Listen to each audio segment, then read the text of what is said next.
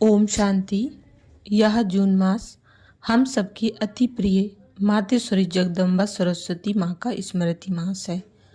1 जून से 30 जून तक विशेष मीठी माँ की मधुर शिक्षाओं को रिवाइज करते हुए उनके समान गुण मूर्त शक्ति संपन्न बनने का लक्ष्य रख हम सभी तीव्र पुरुषार्थ की रेस कर रहे हैं। इसके लिए मधुबन बेहद घर से विशेष होमवर्क मिला।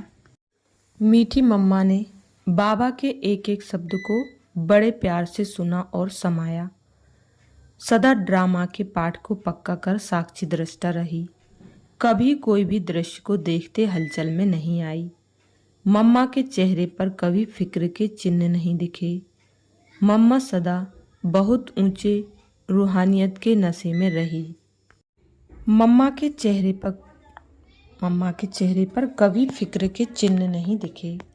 मम्मा सदा बहुत ऊंचे रूहानियत के नशे में रही। अपनी सूरत और सीरत से सदा गुणों का दान किया। तो ऐसी मीठी माँ की स्मृतियों के साथ इस जून मास में हम सभी उनके गुण व शक्तियों को जीवन में उतारने का लक्ष्य रखेंगे। तो सुनेंगे 20 जून से 30 जून तक के पुरुषार्थ के पॉइंट। 20 जून 2025 के पुरुषार्थ का पॉइंट है, जैसे अंतरिक्ष यान वाले ऊंचे होने के कारण सारे पृथ्वी के जहां के भी चित्र खींचने चाहें, ऐसे साइलेंस की शक्ति से अंतर्मुखी यान द्वारा मनसा शक्ति द्वारा किसी भी आत्मा को चरित्रवान बनने की, श्रेष्ठ आत्मा बनने की प्रेरणा दे सकते हो। 21 जून 2025 के पुरुषार्थ का पॉइंट है, आत्मिक स्थिति में रह बाहर मुखता को छोड़ दो तो मेहनत से छूट जाएंगे और अनुभवों के सागर में समा जाएंगे। 1-2 अनुभव नहीं अथाह हैं। 1-2 के अनुभव करके अनुभव के तालाब में नहीं नहाओ। सागर के बच्चे अनुभव के सागरों में समा जाओ। 22 जून 2025 के पुरुषार्थ का पॉइंट है, अनेक प्रकार के व्यक्ति, वैभव अथवा अनेक प्रकार की वस्तुओं के संपर्क में आते आत्मिक भाव और अनासक्त भाव धारण करो। यह वैभव और वस्तुएं अनासक्त के आगे दासी के रूप में होंगी और आसक्त भाव वाले के आगे चुंबक की तरह फंसाने वाली होंगी। 23 जून 2025 के पुरुषार्थ का पॉइंट है, अब ऐसे ट्रांसपेरेंट पारदर्शी हो जाओ जो आपके शरीर के अंदर आत्मा विराजमान है वह स्पष्ट सभी को दिखाई दे। आपका आत्मिक स्वरूप उन्हों को अपने आत्मिक स्वरूप का साक्षात्कार कराए। इसको ही कहते हैं अव्यक्त व आत्मिक स्थिति का अनुभव कराना। 24 जून 2025 के पुरुषार्थ का पॉइंट है, जब स्वयं को अकाल मूर्त आत्मा समझेंगे तब अकाले मृत्यु से, अकाल से, सर्व समस्याओं से बच सकेंगे। मानसिक चिंताएं, मानसिक परिस्थितियों को हटाने का एक ही साधन है, अपने इस पुराने शरीर के बहन को मिटाना। देह अभिमान को मिटाने से सर्व परिस्थितियां मिट जाएंगी।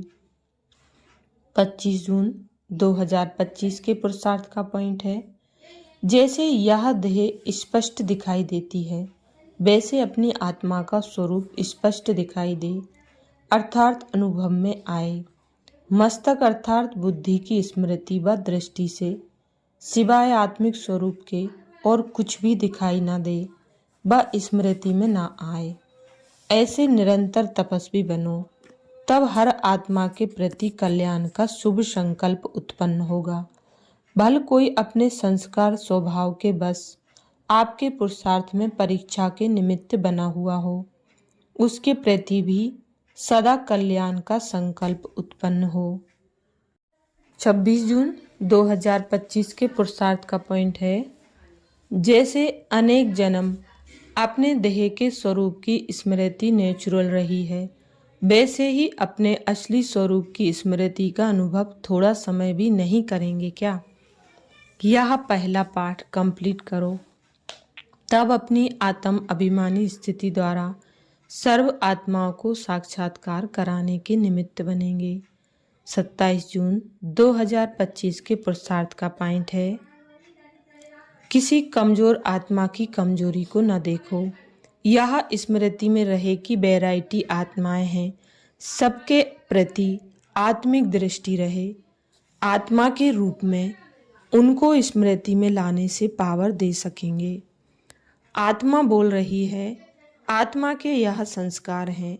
यह पाठ पक्का करो तो सबके प्रति स्वतः शुभ भावना रहेगी। 28 जून 2025 के पुरुषार्थ का पॉइंट है, आत्मा शब्द स्मृति में आने से ही रूहानियत के साथ शुभ भावना भी आ जाती है, पवित्र दृष्टि हो जाती है। चाहे भल कोई गाली भी दे रहा हो, लेकिन यह स्मृति रहे कि यह आत्मा तमोगुणी पाठ बजा रही है, तो उससे नफरत नहीं करेंगे, उसके प्रति भी शुभ भावना बनी रहेगी। 29 जून 2025 के पुरुषार्थ का पॉइंट है, जैसे कोई भी व्यक्ति दर्पण के सामने खड़ा होते ही स्वयं का साक्षात्कार कर लेता है, वैसे ही आपकी आत्मिक स्थिति शक्ति रूपी दर्पण के आगे कोई भी आत्मा आवे तो वह 1 सेकंड में स्वस्वरूप का दर्शन व साक्षात्कार कर ले। आपके हर कर्म में, हर चलन में रूहानियत की अट्रैक्शन हो। जो स्वच्छ आत्मिक बल वाली आत्माएं हैं, वह सबको अपनी ओर आकर्षित जरूर करती हैं।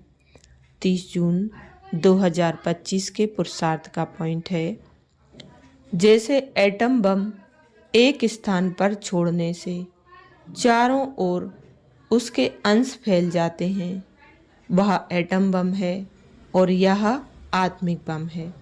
इसका प्रभाव अनेक आत्माओं को आकर्षित करेगा और सहज ही प्रजा की वृद्धि हो जाएगी। इसलिए संगठित रूप में आत्मिक स्वरूप के अभ्यास को बढ़ाओ। स्मृति स्वरूप बनो तो वायुमंडल पावरफुल हो जाएगा। आत्मिक स्थिति में रहने का अभ्यास करो, अंतर्मुखी बनो। ऐसा कोई भी ब्राह्मण नहीं होगा जो आत्म अभिमानी बनने का पुरुषार्थी ना हो, लेकिन निरंतर आत्म अभिमानी, जिससे कर्मेंद्रियों के ऊपर संपूर्ण विजय हो जाए। हर एक कर्मेंद्रिय सतो प्रधान स्वच्छ हो जाए। देह के पुराने संस्कार और संबंध से संपूर्ण मर्जीवा हो जाए।